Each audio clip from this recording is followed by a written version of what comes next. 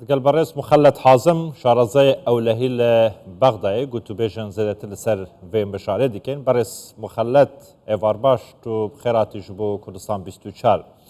سنورن عراق شويكي قشتي آرامن تایبەت دگەل سووریایە یعنی هیچ کەسێک نکاریتن بە نەیاسایی بە قاچاغی دەربازی عێراقێ ببیتن.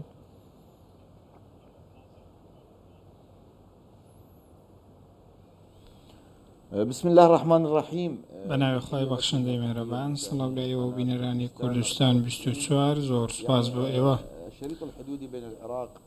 هێڵی سنووری نێوان عێراق و سووریا کە درێژەکەی زیاتر لە 65 کیلۆمەترە هێزە ئەمنیەکانی عێراق کاریان کردو بۆ ئەوەی لە زیاتر لە ئامرازێکی بەرگری ئەو سنوورە بپارێزن لە ڕێگەی دروستکردنی کۆنکرێت و دیوار و دانانی کامێرا، بەڵام ئەم سنوورە بە تەواوی کۆنتڕۆڵ نەکراوە تاکو ئێستاش هەندێک خاڵی لاواز لە سنوورەکەدا هەن بە تایبەتیش لەو ناوچانەی کە هێزەکانی سووریای دیموکراتی لێن سنوورەکان لاوازن. ئەم ناوچانە ئەو ناوچەگەلێکن کە زانیاریان تێدا ناگۆدرێتەوە بە تایبەتی لەگەڵ هێزەکانی سووریای دیموکرات، بۆیە بە دڵنیاییەوە لەو ناوچانە دزەکردن هەیە و مەترسیش لەسەر ئەو ناوچانە هەیە بۆ نێو عێراق، بەڵام بە دڵنیاییەوە دەتوانین ئەوە بڵین کە دیدگایەک لەلایەن سەرکردایەتی پاسەوانی سنوور دانراوە بۆ ئەوەی زیاتر لە تایبەتمەندیەک بەو ناوچەیە بەخشن بۆ ڕێگری لە بە قاچاغبەردن و دزەپێکردن بکەن ئەوانەی لە سووریا دێنە نێو عێراق و ئێستا هێزێکی دیکە قەرارە لە جگە لە هێزەکانی پاسەوانی سروریش ئاسایش ئەو ناوچانە لە ئەستۆ بگرێت. بەڵام لە هەموو وڵاتانی جیهان ئەگەر تۆ سنوورەکانش کۆنتڕۆڵ بکەی بە تەواوەتی هەندێک ناوچەی لاوازت هەر دەبێت، چکە ئێمە باسی هێڵێک دەکەین وەکو گوتم هێڵێکی دوور و درێژی سنووریە ناکرێت بە تەواوی کۆنتڕۆڵ بکرێت، تەنانەت ئەگەر تۆ بربەستی زۆریشدا بنەی ناتوانێت ئەو هێڵە سنووریە وەکو پێویست کۆنتڕۆڵ بکەی، بەڵکو خاڵی لاواز لە سنوورەکەدا هەر دەبێت ئەوەی قاچاقچی و کەسانی دیکە یاخۆی گروپە تیرۆریستیەکان بتوانن لە ڕێگەیەوە دزە بکەن. باشە بەرز مخەلەت بەریا هاتنا چەکدارên داعشê بۆ nava Iraqê taybet li 2014 wî demê jî hikûmeta Iraqê digot ku sînorên me parastîne û konkrît e, yanî kesek nikarîtin derbasî nava xaka Iraqê bîtin. Lê me zanî ku di şev rojekê de îtir bi temamî Daeş ji Sûriye hate nava Iraqê de û îtir Mosul kontrol kir.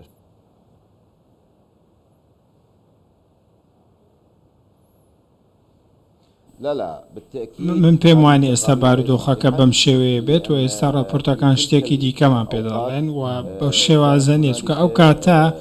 جیاوازی هەبوو، ئەو کاتە ئێمە میکانیزمێکی ڕاستەقینەمان بۆ کۆنتڕۆڵکردنی سنوورەکان نەبوو، لاوازیەکی ئەمنی لەو ناوچەیەدا هەبوو بە تایبەتی لەلایەن هێزە ئەمنیەکانی عێراقەوە بە درێژایی هێڵی سنووری نێوان هەردوو وڵات هێزە عێراقیەکان لاواز بوون و ئەو کاتە ڕێکخراوی قاعیدە و تەوحید و جیهاد دزیان دەکردە ناوچەکە. چەندین ڕێکخراوی توندڕەوی دیکەی ئایدۆلۆژیش جموزۆلیان لە ناوچەکەدا هەبوو بە تایبەتی لە ناوچەکانی باکووری ڕۆژئاوا بە ئاراستەی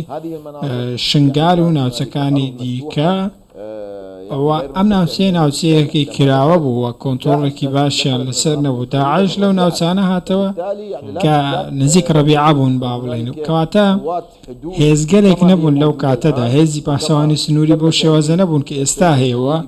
هێڵی سنووریش بۆ شێوازە نەپارێزرا بووکەوەکو ئێستا 170 بۆ 80 پارێزراوە. بارودۆخی 2004 دەجیاوازە وەک لەوەی ئەمڕۆ لە ساڵی 2024 هەیە. باشە بەرز مخەلەت ئەف ئالوزیên ku li Sûriyeyê hene taybet li dêra Zûrê di navbera hêzên Hesedê û îtir çekdarên eşaîriyên van navçane her wiha azadkirina çekdarên Daişê ji aliyê hêzên Hesedê li Sûriyeyê. Van alûziyane yanî metirsî li ser sinûrê Iraq û Sûriyeyê durust kiriye yan ne? يعني بالتأكيد بەدڵنیاییەوە ئێمە ئەگەر بێت و باسی ئەوە بکەین کە لە سووریا ڕوودەدات ئەمە بابەتێکی دیکەیە ڕاستیەکەوێ مەترسیەکی زۆر لە سەرخاکی عێراق دروست کردووە کەمپی هۆڵ گەورەترین مەترسیە بۆ سەر عێراق و بۆ سەرخاکی و سنووری عێراق ئەو ماوەیە کە لە کەوتۆتە نێوان کەمپی هۆڵ و هەروەها سنووری عێراق لە ناگاتە 15 کیلۆمەتر جگە لە زیندانەکانی حەسەکە کە لەوێ سەرکردەکانی داعش زیندانی کراون جگە لەوانەش دەیان ئەندامی ڕێکخراوی داعشی تاکو ئێستاش لە ناوچەی ڕۆژئاوای فورات ماونەتەوە بە شێکیان لە دەشتەکانی شام و لە ناوچە بیابانیەکانن ئەمانە هەمویان مەترسین بۆ سەر عێراق ئێمە بەگشتەی دەتوانین ئەوە بڵێن داعش کارتێکە بە دەست وڵاتە زلهێزەکانەوە دەکرێت ئەو وڵاتانە هەر کاتێک بیانەوێت کارتی داعش بەکار بهێنن بە گوێرەی بارودۆخی سیاسی دیاریکراوی خۆیان و بۆ ئامانجی خۆیان ئەمان پێداگرن لەسەرەوەی کەمپی هۆڵ لە نزیک سنووری عێراقی بمێنێتەوە بۆ ئەوەی کارتێکی فشار بێت و هەر کاتێک بێت لە دژی عێراق بەکاری بێنێت ئەمە وەکو بۆمبێکی تەوقیت کراوە هەرچەندە خاکی عێراقی ئەمڕۆ دوژمنێکی ئەوتۆی با بڵێن ژمارەیەکی ئۆتۆی داعشی لێ نییە ئەوەی هەیە ژمارەیەکی دیاری کراوە و بە گوێرەی نامەرکەزیەتی کارجێڕی کار دەکەن و بە شێوەی تاگەرا زیاتر جموزۆڵ دەکەن لەو ناوچانە جموزۆڵیان هەیە کە لە ڕووی ئەمنیەوە کۆنتڕۆڵ نەکراون و لە هەندێک ناوچەی کە خاڵی لاوازی ئەمنی تێدایە وەکو ناوچەی دەوروبەری حەمرین و ئەو ناوچانەی کەوتونەتە نێوان هەرێمی کوردستان و عێراق و کەرکووک ناوچەکانی بۆشایی ئەمنی و لە ناوچەی زەیتون و شای ئەو ناوچانە تاکو ئێستا هێزە ئەمنیەکان میکانیزمێکی هاوبەشیان نەدۆزەوەتەوە لەگەڵ حکوومەتی هەرێمی کوردستان بۆی بە یەکەوە کۆنتڕۆلی بکەن هەرچەندە ڕێککەوتن کراوە لەگەڵ هەردووکیان بۆ ئەوەی چەند لیوایەکی هاوبەش پێک بهێندرێن بۆ ئەوەی کۆنتڕۆلی ئەو ناوچانە بگرنە دەست بەڵام تاکو ئێستاکان نەکرا. زۆر باشە ئەگەر داوی پرس ئەوە بیتن وەکە شارەزایەکی ئەولەهی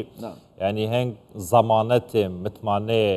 دەنە هاوڵاتیان گرنتیە دەنە هاوڵاتیان و ئیترجارێکا دیکە ئەف سنوورێن عێراق لە هەمبەر سووریە سنوورێن پاراستینە کۆنکریتینە ڕێنادەن جارێکادن چەکدارên داعشێ یان ڕێکخراوên رادیکال ئیتروان سنوورانە بشکینن ji nav bibin derbasî nava Iraqê bin taybet sunûrê Sûriye digel Mosulê yanî hewlatiyên Mosulê gelek ca gotgot hene ku nerehetin yanî ne ewlehî di nava Mosul da belav dibî neynewa deşaneynewa belav dibî ku sunûr ne di astê pîwîz da ne îtir berdana wan çekdarên Daişê ji aliyê hêzên Hesedê ve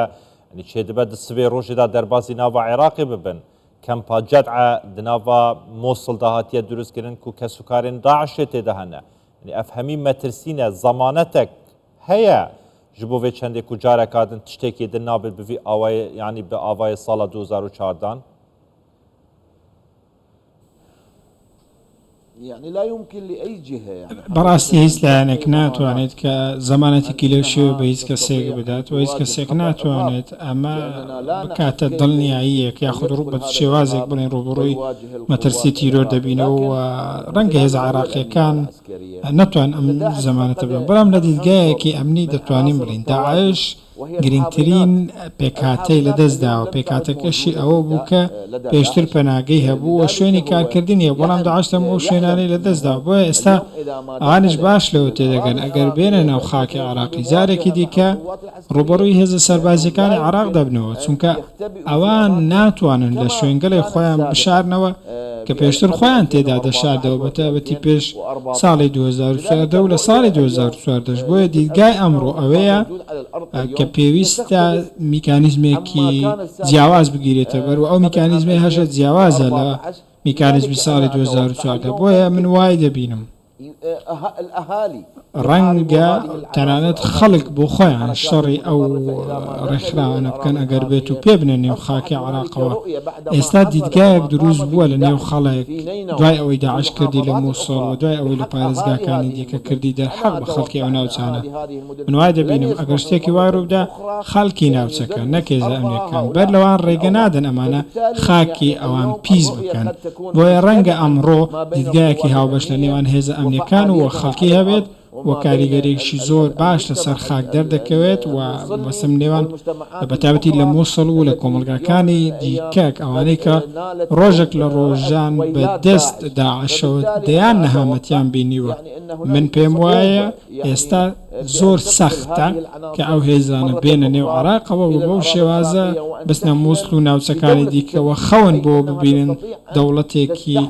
خاوەن توانستە ناوچەکە دروست بکەنەوە بە سوودبینین لە خاک و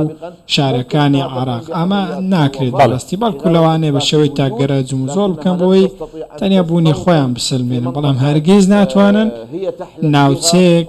داگیر بکەن کە خەونی پێوە دەبینن و بەڵێن ئەوە دروست بکەن کە